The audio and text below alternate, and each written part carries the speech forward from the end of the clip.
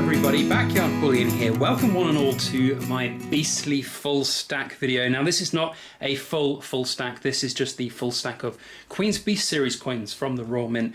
My favourite series out there at the moment, hands down. Absolutely love this, and as you can see we've got quite a hefty amount invested in this series from the Royal Mint. So we're going to talk a little bit about that today, about some of the strategies, showcase of course the full stack of what we've got, talk a little bit about why we're buying them and why I like them and all of that jazz, and just generally sharing with you guys what we're doing with them and what we hope to do with them in the future, and some of our kind of aspirations for the series and what we are maybe planning to do with all of this cash that's locked up, because there is a fair amount of cash locked up on this table. Did a little bit of addition and you can see all of the different breakdown there. Just in terms of raw gold, 10.25 ounces of gold on the table, as well as 252 ounces of silver, split up between the proof and the bullion. So there's a large amount of cash and wealth that's been locked up into this series, and it's a really good one and I like it, and I want to tell you why I like it in today's video. Now as we go through today's video, of course everything that I'm saying is just my own thoughts and opinions. It's meant for entertainment purposes. I'm not telling you that this series is going to be the next biggest thing and it's going to make you millions of pounds. That's just, nobody can say that. Nobody knows what's going to happen in the future. So take everything that I say with a pinch of salt. It's not financial advice. Also, if you could take a moment just to hit that like button, because it really does help everything on our YouTube algorithm side, sharing the video around through social media as well. That would be very helpful. I know it's a bit cringeworthy to put that kind of thing in here early, but it takes an awful lot of time, energy and effort to get all of this out of the safes, out of storage, get it here and set it up here on the table. Thank you to Mrs. Backyard Bullion, who has very, very graciously given up some of her time to help do that. Now then, where to start? We have let's start with a bit of a grand tour. So we have a whole host of different types of coins here on the table. For those of you who perhaps don't know about this series, it's from the Royal Mint, as you have seen, and there are a number of different types of coins that you can collect in this series. So we'll start with some of the yellow shiny stuff. These are the quarter ounce gold in bullion grade. So the difference, for those of you who don't know, between bullion and proof grade, bullion grade is your it's your run-of-the-mill type coin. Of course, they're very high quality standard from the Royal Mint, but they are just, you know, bullion coins. They're made out of gold, they're stamped, they're pressed, they're made, done. The proof coins, which you'll see here in these little display boxes, are a much higher quality strike, and they are much better in terms of design and detail. Well, design is, you know, the aesthetics is down to each individual person, I suppose, but you know, you can see there's a difference in the way that they look there. So the proof coins cost a lot more than the regular bullion coins, because a lot more time, energy, effort and resources goes into making them. And they often have very limited mintages as well. So we've got some of the gold proof, some of the silver proof, some of the gold bullion in quarter ounce and 1 ounce gold as well. These are my absolute favourite. We will be showing these off a little bit more in the video as we go through and talking about them, because they're performing exceptionally well. Really like those. As well as the gold, we have of course the silvers in the form of the 10 ounce silvers and the 2 ounce silvers.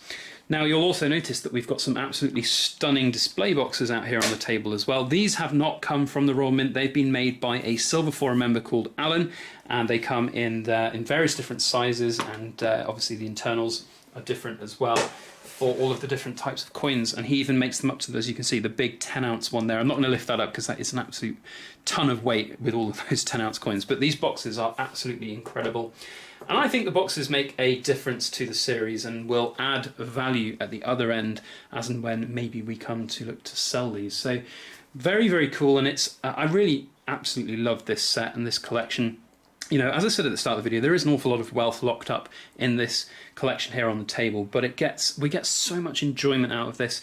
You know, even from the horrible looking pox-ridden Yale that has recently come out. Here is the Yale, the pox-ridden goat slashed with a pig, and you know, Mrs. Backyard Bullion commented that she absolutely loves this. It's a really, really good, I think it's because I remind her of it, or it reminds her of me.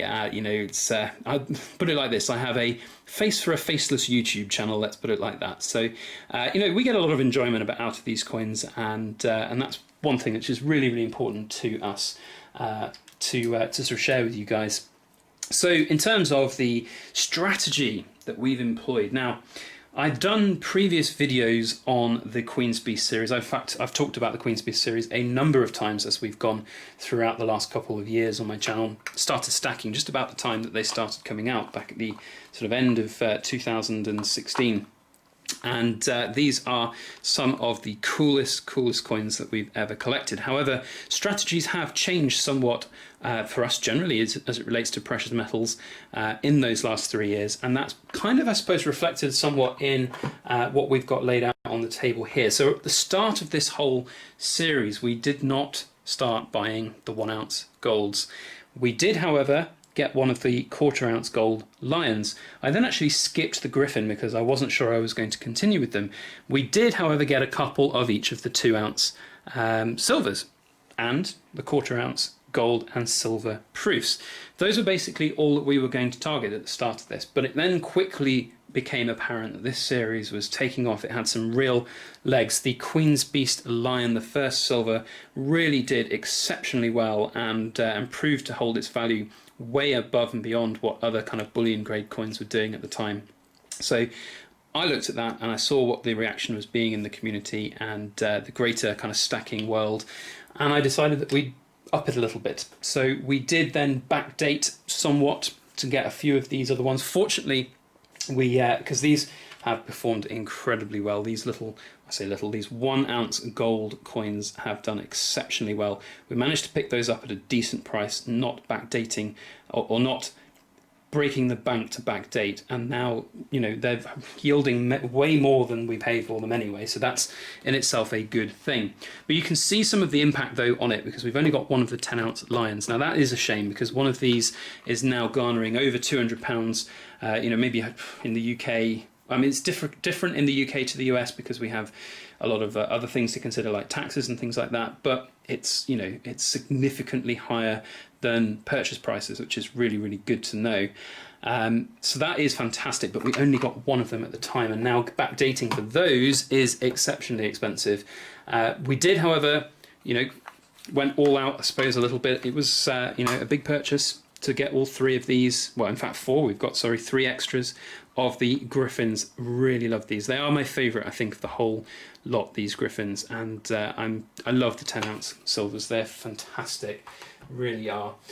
So we've got 4 of the griffins, then we've got 3 of the dragons, 3 of the unicorns. We've only got 1 bull at the moment. That's because I haven't pulled the trigger on the others. I'm kind of regretting that a little bit with the silver price increase that we've seen over the last couple of weeks. You can pick these up from the European Mint for probably about £145 to £150 at the moment, including delivery.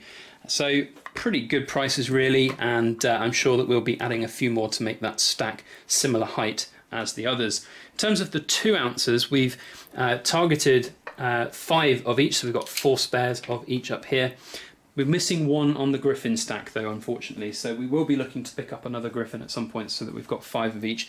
And I do actually have 5 of the bulls, but it seems like I've missed one of them from the collection in the safe, so I'll probably head up there and get that out, make sure that we've got it. If not, of course, we can, you know, go and purchase another bull. They're not too expensive at the moment. The more recent coins in the series are, you know, as with any series, they're going to be questionable about whether they're going to yield huge returns like some of the other coins in the series, but only time will tell. So that's the tour of the bullion grade coins out of the way. Now we've got the real pièce de la résistances. Is that even right? I don't know. Pièce de la résistances? Anyway, we have the proof coins, and these are some of my favourites. Now, whilst I love and appreciate the gold for what they're doing in terms of investment return, the aesthetics of these proof coins are, in my opinion, they are fantastic. I really, really do like them. And although there is a difference here to talk about in terms of, you know, yield and investment kind of side of things, and that, I mean, you can just see why I love them. I think they're absolutely beautiful. I love the finish, the mirror finish there, really, really good, and very, very aesthetically pleasing. Now, the 1/4 ounce gold, that is one of the hot ones in terms of the proofs. The silver 1 ounce proofs, not so much, unfortunately. They do not really garner a great deal of return, certainly on the second-hand market. The 1/4 ounce golds, however, do. Now, they do have pretty low mintages, and that is, for those of you out there who don't know, the mintage is usually the kind of thing that really kind of shows off whether a coin in a proof form is going to be a good winner or not. these have 2,500, yet are still performing pretty well in terms of return, especially when you compare it with somewhere down the line here. Let's have a look at the Dragon, which I believe went down to 1,500 as a mintage, which is, you know, significantly less. You know, it's a third, almost a third less, I think. I can't do maths on the top of my head like that, but it's significantly less, which is important. Up to the Yale at the end, which is 1,000 mintage. So normally in a series like this, you'll expect the mintages to go up as a series progresses. But in this situation, they've gone down, which is interesting. I suppose that's kind of good in a way because it will balance out the potential value of all of them. You know, the older ones are maybe more hard to come by because people have already got them, but the newer ones are more harder to come by because there are fewer of them. You know, there's only going to be 1,000 people that can get a set of all of them because there's only 1,000 of these Yales. So it's very interesting to see that. The silvers are... they're not performing very well. These are, I suppose if I was to regret any purchases in this series so far, it would be the silver proofs. I don't mind collecting one of each of the silver proofs just to have, to enjoy. But what we were doing at the start of this strategy, the stacking adventure with the Queen's Beast, was collecting multiples of them and then sending one of the pair off, whichever one I kind of thought looked best to my eye, off to Uncle Numistacker to send them for grading. Now, you can see here I've only got 4 of them graded so far. We have not sent the Falcon and the Yale in for grading yet, and I'm undecided whether or not I'm going to even bother doing that. It's one of those things where I can't really see a great return on them. You really do have to get kind of very lucky and hit the 70s. You can see we've got 2 70s and 2 69s in here. The 69s, you know, you'll have lost money on those. The 70s at best, if you're lucky at the right time, you find the right buyer, you might get your money back. But considering they were £85 at release price, plus grading fees and postage to and from Numistacker and everything like that, it's, you know, we're looking at like probably £110 a coin or something like that. So to have them graded, and it's just, I can't see a return on them because at the moment on the secondary market, they maybe hold their mint issue price at best, but there's not a great deal of demand for them, which is the big issue. So interesting stuff about these. I'm not sure whether we'll continue all the way through with pairs of each of them. We have got 2 spares of these ones, which we'll look to either sell just as they are or potentially grade them. I haven't fully committed or decided either way yet, but I don't know, maybe we will. Just because we've started, we have to finish. I suppose that's part of the problem, really, isn't it? If you are collecting a series like this, you're kind of committed to finishing it in a certain way. Maybe you don't have to finish every single component part of it, but for us, I think, you know, if we've collected this far, certainly with the, you know, the Bullions, we're 7 down, 3 to go, and the 3 which are still to come are going to look great. There's the Greyhound, there's the White Lion, and forget the last one, I'm sorry. If anybody can correct me, which is the last one left to come, then do let me know. But there's 3 more to come and they should look pretty cool. So for us, what we are going to be doing with all of this, that's where we're going to finish today's video. So what are the plans? Why are we even bothering with this? So the kind of gold bullion side of things, I think is the easiest one to talk about first. These are performing very well. They're getting really good returns in terms of their premiums. However, it does mean that they are hard to sell quickly. So I've got the first 5 out here because that's as many as I can hold in my hand, I'm afraid. Now these first 5 in kind of their order, the Griffin is actually probably outperforming the Lion in terms of return on its premium. The Dragon is starting to grow in premium too, and the Unicorn a little bit too as well. Haven't seen so much growth on the Falcon, but I'm not really too bothered about that because the growth in the Lion, the Griffin and the Dragon, the 3 first ones there, is what we're focusing on.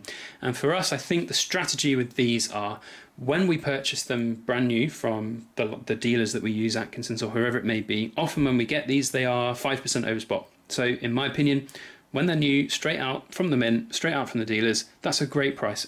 You know, for a coin which has got a potential to be part of a collection that looks good in the future, yes, I'm going to take that all day long. Although I'm only going to take one of each all day long because it's quite a significant investment to have in if you go, you know, multiples of these. So in terms of what we're going to do with that, my plan would be to basically trade in this collection. So once we've got all 10, you'll have X amount that you've spent on it. Let's just say, for sake of argument, that you spent £10,500, or let's call it, make it even, £11,000 on it. And then let's say with the price of gold at the time and the premiums that are grown on this, you would probably be able to trade this up, or at least sell it and then buy a certain amount of gold with the proceeds. You're basically cashing in the premiums. So the 10 ounces of gold here are essentially going to be buying an additional 1 or 2 ounces or more, depending on how all of the coins turn out in the end, to add to that kind of long-term pension stack. Because these are difficult to sell quickly at the right price. If you want to wait, you can probably get a good price on them, but if you want to sell them quick, if you take them to any kind of bullion dealer, they're probably going to offer spot or just over spot for some of these coins. Some of the earlier ones you might get a bit of a better price. So for us, in terms of our long-term future planning, in terms of pensions, we want something that's a little bit more liquid and quickly able to be sold, and those are not that. So trading them up for just regular Britannias, increasing the stack, increasing the weight allowance or weight capacity of the entire stack, that's the way to go for us. So that's what the plan is for these, and I suppose for the quarter ounces as well. Although the quarter ounce golds, I'm not really too worried about their return, and it's just they're difficult to sell because they've got a high premium on it. They have a high premium when you buy them, and they have a high premium when you sell them. So those are going to be difficult, but at the end of the day, gold is gold, and if you sort of sit on it for the next 30, 40 years, it'll have returns, there is no doubt. In terms of the proof coins, I have I have aspirations for these being released, the equity being released in these over time as well. Potentially just seeing how individual ones go, and if we can release the same amount of money that we've put into them and manage to hold on to a couple of them, then that's fantastic too. Maybe just holding on to our favourite one, which is the Yale so far. Although we haven't seen the Greyhound yet. That one hopefully will look really good. We're big dog fans here in the Backyard Bullion household, and I have high expectations for the Greyhound. And in terms of the silver side of things, again, it's a question of how fast you want to sell things, and these would be a situation where we would look to trade up the silver into potentially into gold or into potentially other pieces of silver. Do an ounce for ounce kind of trade and get additional weight in the stack. That is basically the plan. So I hope you guys have enjoyed this kind of rambling grand tour of the Queen's Beast full stack. Do let me know your thoughts down in the comment section on your general thoughts on the set and the collection, on our set and collection. Share your comments on what you've got, what you're collecting in this set as well. I'd really like to know. And if you've got any feedback for us in terms of our strategies, in terms of our direction that we're looking to go with these coins, then please do let us know as well. I'm really keen to hear your thoughts.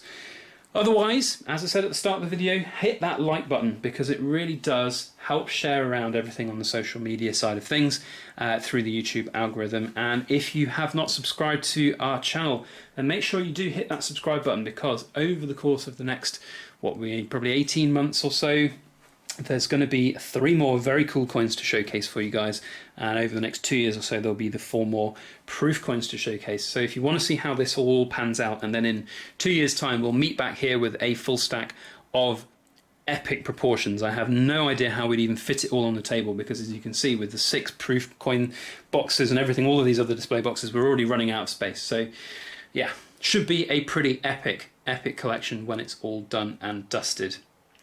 So guys, thank you, guys and girls, thank you so much for watching. I hope you've enjoyed today's video. Please have a fantastic week ahead, and as always, make sure that you like, share, comment and subscribe for more.